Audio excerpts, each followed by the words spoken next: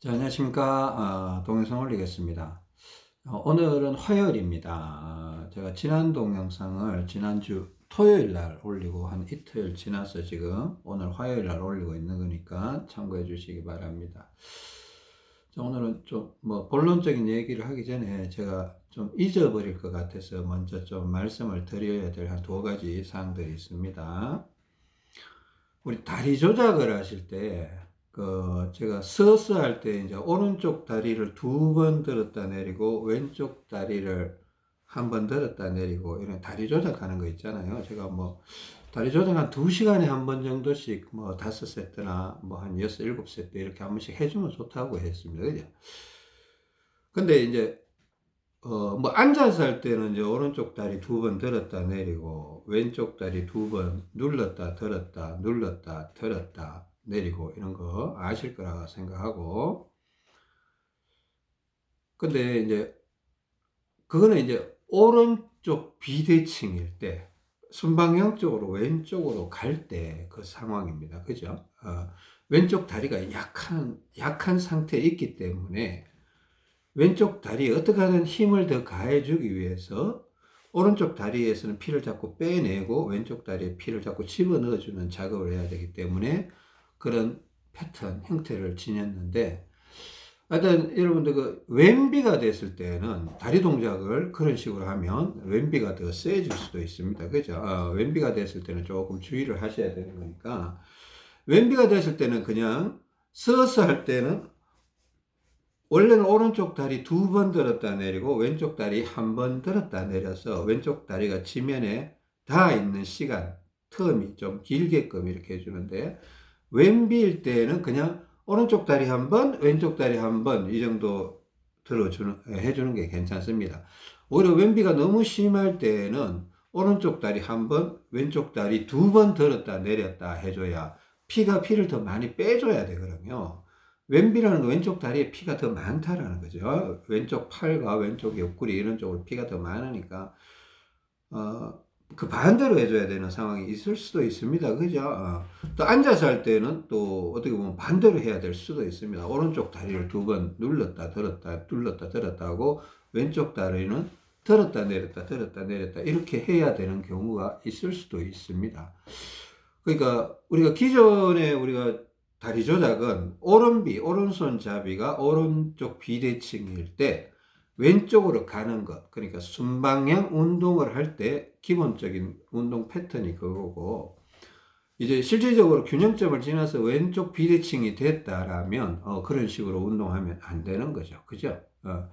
이것도 제가 여러 차례 말씀드리려고 하다가 또 잊어버리고 해서 오늘은 그냥 작심하고 동영상 시작과 함께 말씀드리는 거고, 또 저도 이렇게 최근에 이제 균형 잡기 시 정상들이라는 제목으로 동영상을 올리면서 이제 다리 조작,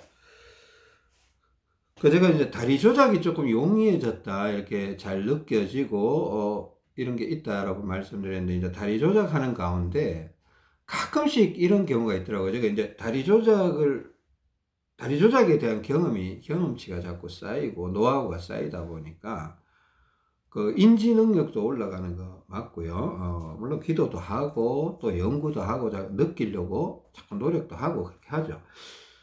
근데 하다 보면 이렇게 가끔씩 이제 뻐근한 정상과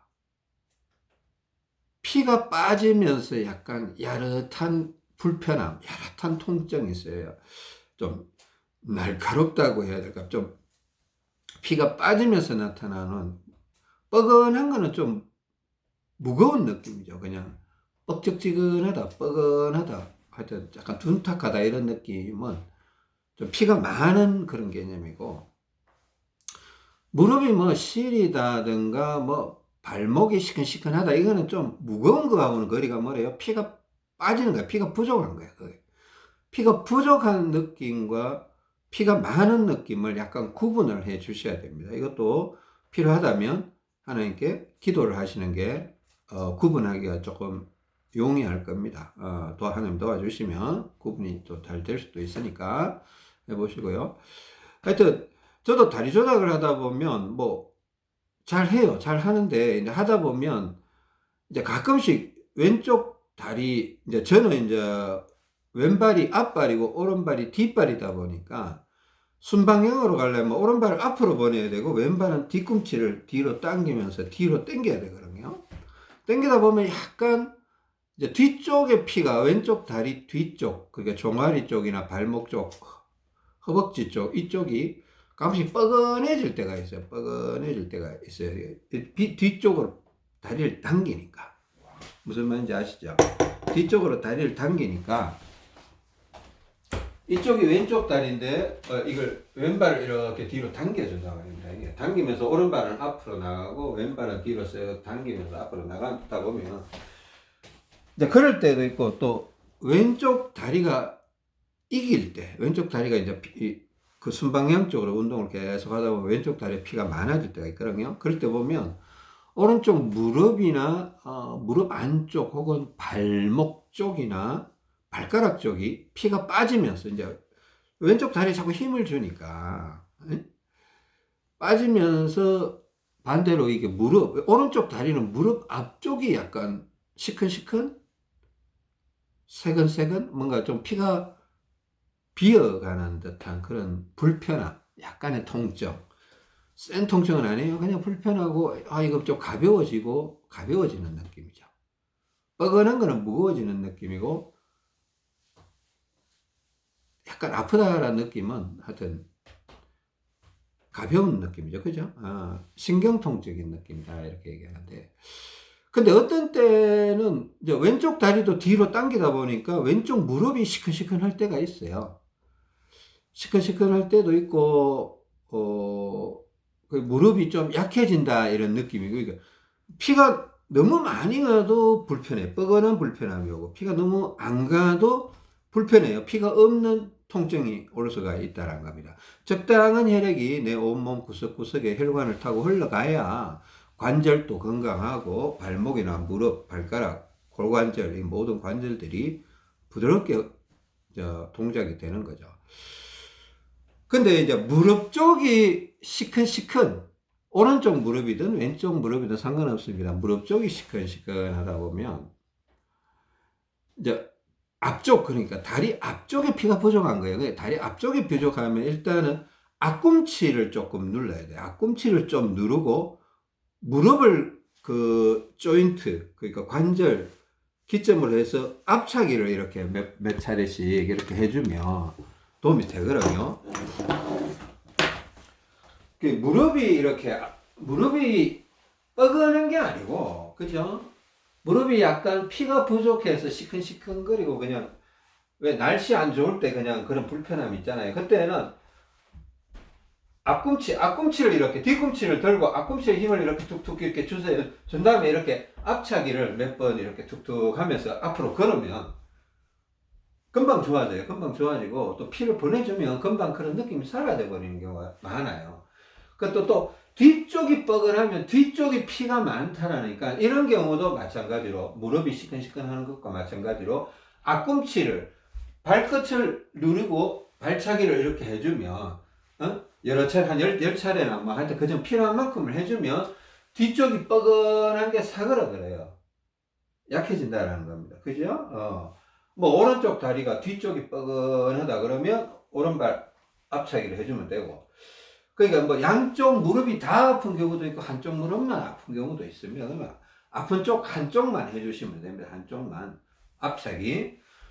또 뒤쪽이 오금 쪽으로 또 피가 없다라는 느낌이 들 수도 있어요. 그때는 계속 뒤로 당기면서 그죠? 당기면서 걸어주시면서 뭐 이제 뒤에 벽치기나 이런 거 하실 수도 있고 그 뒤꿈치 쪽에 힘을 줘야 되죠.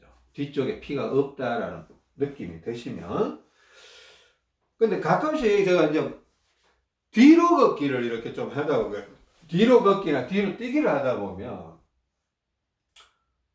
제가 이런 경험을 한번 해봤거든요. 뒤로 계속 뛰다 보니까 또 등 운동도 하고 뒤로 뛰다 보니까 뒤로 먹히는 그러니까 뒤쪽으로 먹히는 경험을 해본 적이 있습니다. 몇 주 전에 한번 해봤는데 저희 아내한테도 얘기를 했는데 내가 뒤로 등 운동도 많이 하고 뒤로 뛰는 걸 계속 했더니만은 뒤로 한번 먹히는 현상이 생겼다. 먹힌다는 건 피가 더 이상 흘러가지 못한다는 거야, 뒤쪽으로 가다가. 그러니까 혈관이 좁은 상황에서 뒤쪽 혈관이 좁아져 있거든요. 계속 밀어붙이니까 그래서 이제 정체 현상, 교통체증 같은 그런 정체 현상이 일어나면서 뭔가 답답해지더라고요. 그러니까 뭔가 가슴은 막 앞쪽은 좀 비어가는 듯한 공동화 현상, 피가 없는 듯한 느낌, 뒤로는 꽉 차들어오는 느낌이 확 들어오면서 막 불편해요. 그래서 막 일부러 벽에다가 팔굽혀펴기도 막 하고 앞차기를 막 했습니다. 앞차기를 막 하고 앞으로 계속 걸었어요. 앞으로 계속 걸으니까 한 5분쯤 하다 5분 정도 계속 하다 보니까 슬 풀리더라고요. 야, 이게 한쪽으로 계속 몰아붙이면 아무리 좋은 거지만은 결국은 좁은 혈관을 확장시키기 위해서는 시간적인 여유가, 그러니까 적응 기간이 필요한데 그걸 너무 빨리 몰아붙이면 몸살, 그러니까 이 몸살이거든요. 그러니까 운동 선수들이 뭐 특훈 뭐 이렇게 전지 훈련 이런 게 가서 갑자기 막 운동량을 늘리면 몸살이 걸려요. 그죠? 뭐 운동을 했는데 왜 몸살이 걸렸냐? 그러니까 안 쓰던 근육을 좀 강하게 쓰다 보면 이제 튼튼해지기 위해서, 강해지기 위해서 그런 몸살 현상을 겪게 됩니다, 사실은. 근데 그게 너무 불편하면 그 조금 무리한 거예요. 무리한 거예요. 약간 적당한 선을 지켜가면서 점차적으로 강도를 올려가서 적응 시간을 두는 게 옳거든요. 그렇게 뒤로 걷다 보니까 제가 무릎이 한 번씩 시큰시큰할 때가 있더라고요. 그럴 때마다 이렇게 앞꿈치에 힘을 주고 무릎을 기준으로 해서 이제 앞차기, 이렇게 발차기 하듯이 앞꿈치 누르고 앞차기, 앞꿈치 누르고 앞차기 이렇게 하니까 안 아파지더라 이겁니다. 그죠? 그 얘기를 꼭 해드리고 싶습니다. 이제 앞꿈치 누르고 앞차기, 앞꿈치 누르고 앞차기 이렇게 그렇게 하시면 됩니다. 그리고 제가 한 3일 토요일 날 동영상 찍고 토요일 오후쯤에 운동하러 내려갔다가 이제 우연히 어떤 이렇게 하여튼 계기가 있었어요.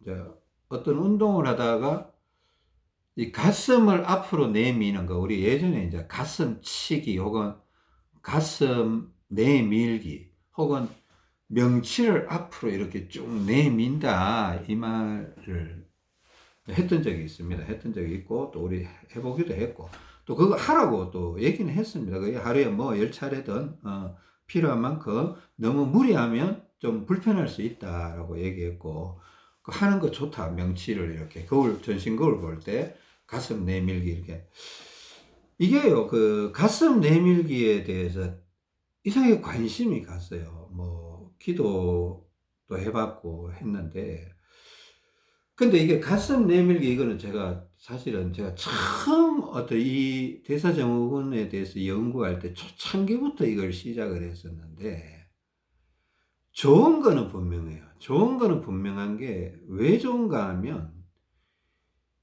이게 폐가 들어 올려지는 자세거든요.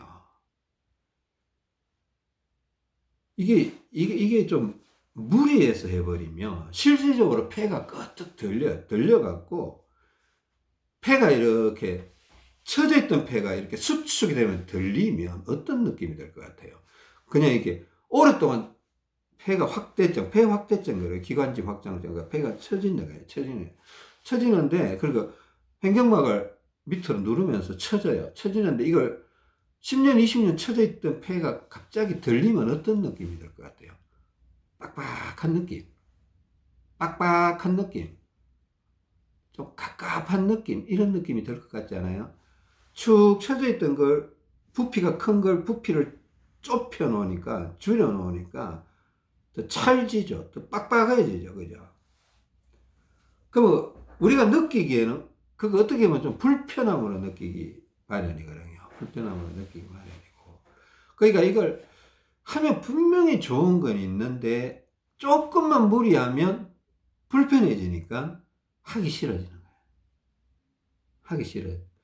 그걸 제가 거의 지난 한 8년 정도 동안 여러 번 경험해 봤습니다. 여러 번 경험해 봤고, 또 여러분한테 이런 걸 한번 말씀을 드릴 때마다 이거 조심해야 됩니다. 조심해야 됩니다. 주의해야 됩니다. 이런 얘기를 항상 얘기를 했던 것 같아요, 제가. 근데 이번에 또 이게 막 급관심이 가는 거예요. 그 왠가 하면 최근에 제가 균형이 잘 맞으니까 다리 조작이 잘 되고 왼팔 운동도 필요한 만큼 적당히 하고 이러니까 뭐 특별히 막 할 게 없어서 그런 건지, 또 물론 기도도 하니까 하나님도 좀 특별한 거 있으면 알려주세요. 또 이런 기도를 하니까 그런 건지 갑자기 이 가슴 치기, 가슴 내밀기예요. 예, 명치 내밀기, 가슴 내밀기인데 제가 처음에 가슴 치기라고 이상한 이름을 붙여놔서 저도 그냥 입에 붙었습니다. 그런 표현이. 근데 이게 저도 이렇게 복기를 해봤습니다. 제가 처음에 이 병이 걸렸을 때 어떤 계기가 있기는 있었을 거예요. 제가 이제 막 그때 군대 제대를 하고 대학교 3학년, 제가 2학년 마치고 군대를 가서 3학년 1학기 때 복학을 했거든요. 이제 복학을 해야 되는데 제가 좀 어중간하게 3학년 2학기 때 제대를 하는 바람에 좀 늦어져서 거의 한 9개월 정도를 이제 쉬게 됐습니다. 그럼 일단은 막 군대를 제대하고 약간 군인 정신도 있고, 어? 근데 제가 느끼기에 제가 이렇게 머리가 좋은 사람이라는 생각이 안 들더라고요. 제가 똑똑한 사람이라는 그 생각도 안 들고, 공부에 대해서 제가 뭐 특별히 뭐 열심히 하긴 했었습니다. 학교 다닐 때 열심히 해서 그 정도, 어느 정도 성적은 그냥 조금 유지를 했는데,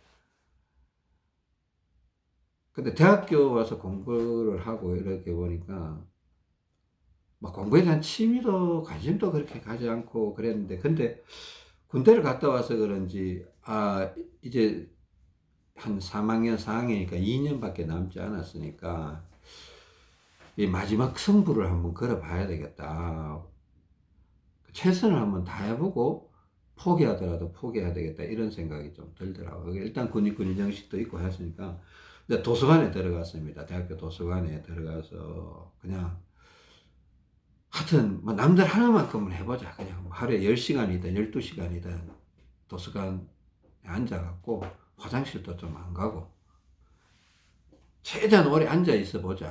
앉아서 뭐라도 공부를 해보자. 이런 식으로 한 6개월 정도를 보냈습니다. 6개월 정도 보냈는데 6개월 만에 사단이 났거든요. 근데 제가 조금 그때도 이런 생각을 했었어요. 제가 오래 앉아 있으니까 좀 답답해지잖아요. 그냥 뭐 중간중간에 나가서 운동도 하기도 해야 되는데 어떻게든 안 나가는 게 책상 앞에 앉아있는 시간이 긴 게 좋다라는 이상한 그런 낭설들이 돌아서 저도 거기에 영향을 받은 것 같아요. 어떻게든 안 나가려고 하다 보니까 이제 몸을 비비 꼬는 거예요. 비비 꼬는데 그냥 바른 자세로 앉아있기는 너무 힘들고, 처음에는 이제 앉아있으려고 하는데 이제 나중 되니까 등이 이렇게 굽더라고요. 책상에는 등이 이렇게 굽어서 이렇게 있으니까 오히려 편하다고 느끼더라고요. 가끔씩 이렇게 한번 펴주고, 1시간이면 거의 한 50분은 이렇게 있다가 1, 2분 이렇게 폈다가 또 이렇게 했다가 또 폈다가, 근데 이런 등을 굽히고 책을 본다고 이렇게 고개를 숙이고 있는 자, 등을 굽히면 어떻게 될까?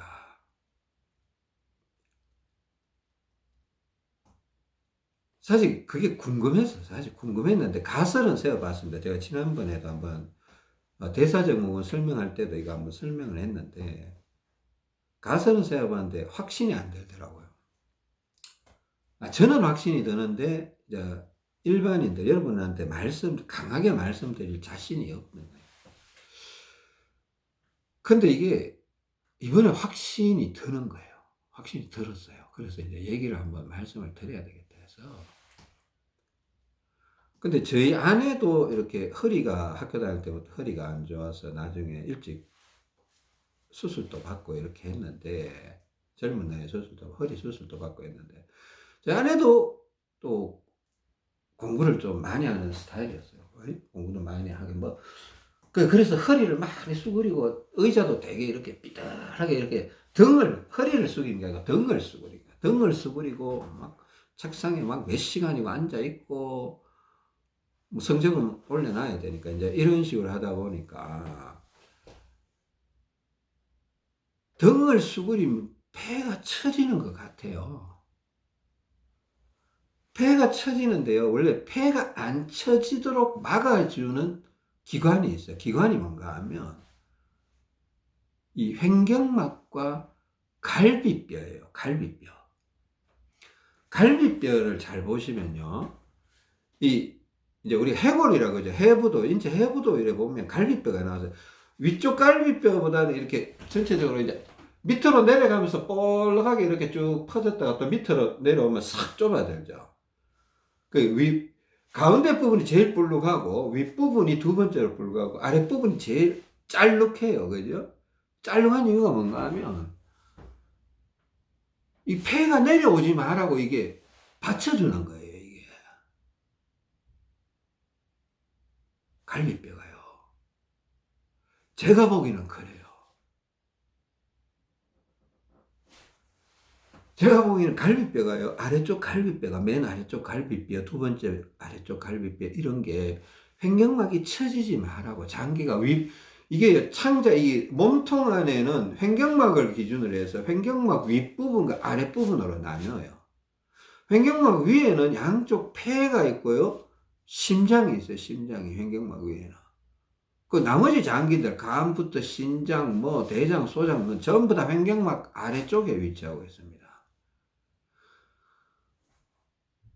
그러니까 이 갈비뼈는 이게 내가 왜 확인이 됐는가 하면 가슴치기를 이렇게 여러 번 하다 보니까 폐가 들리면서 갈비뼈를 밀어내면서 올라오는 느낌을 사실은 과거에도 느꼈고 이번에 또 느끼게 된 거예요.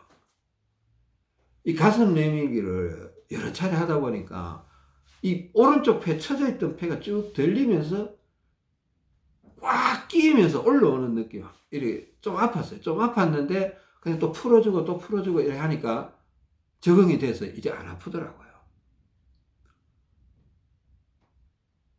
이걸 예전에도 경험을 몇 차례 했습니다. 제가 알기로 한 3번 내지 4번 정도 이 경험을 했었는데 이게 불편해서 하기 싫어졌더라고요. 예전에는. 그리고 예전에는 지금처럼 균형이 아주 잘 맞질 못했어요.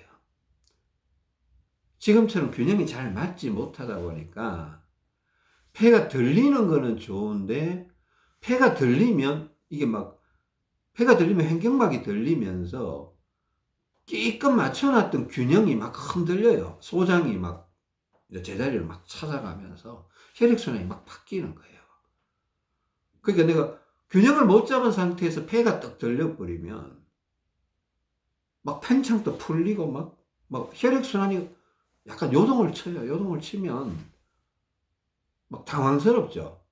내가 뭘 어떻게 해야 될지도 모르고 막 이렇게 되니까 에이 좀 가슴치기 좀 그만하자. 이제 그만 좀 하자. 좀 살살 하자. 그냥 하루에 한 5번 정도 하자. 막 이런 식으로 들어갔던 거예요.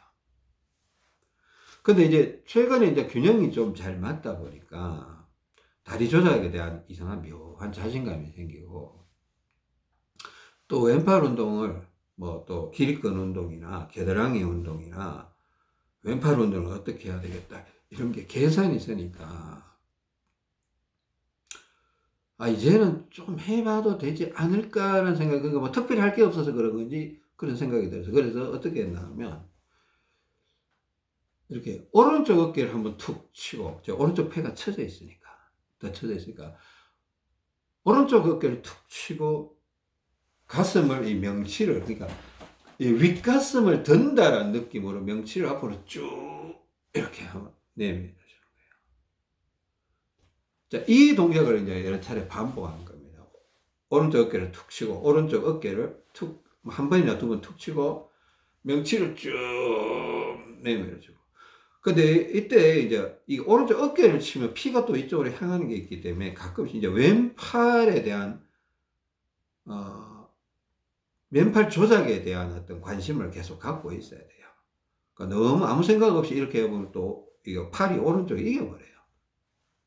이 오른쪽으로 자꾸 이렇게 치게 되면 들리기는 들리는데 피가 오른쪽으로 많이 오기 때문에 가끔씩 왼팔을 밀기를 한다든가 당기기를 한다든가 뭐 팔을 전화기를 자꾸 흔들어 준다든가 이렇게 조금 해 주셔야 된다는 거예요. 중간중간에 뭐 지팡이를 짚는다든가 이런 식으로 해줘야 되는데, 그러니까 이 동작을, 그러니까 예전 같았으면 제가 초창기에 이렇게 한번 옛날 한 8년 전쯤에 그때 아르바이트 하면서 오토바이 타고 다니면서 하루에 막 100번 넘게 이걸 해본 적이 있습니다. 그랬다가 그날 저녁에 이게 막 폐가 짭으로 들어서 위로 막 딱 붙어서 하여튼 엄청 고생했던 적이 한 번 있었어요.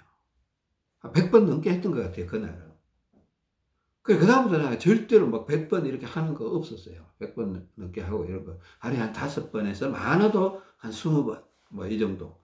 한 5번에서 10번 이 정도 하려고 했었습니다. 거울 볼 때마다 하기도 하고. 이렇게 하게 되는데, 아, 이번에 이상하게 좀 제대로 해봐야 되겠다라는 생각이 좀 들었습니다. 잠깐 쉬었다가 다음 동영상에서 꼭 또 설명드리겠습니다.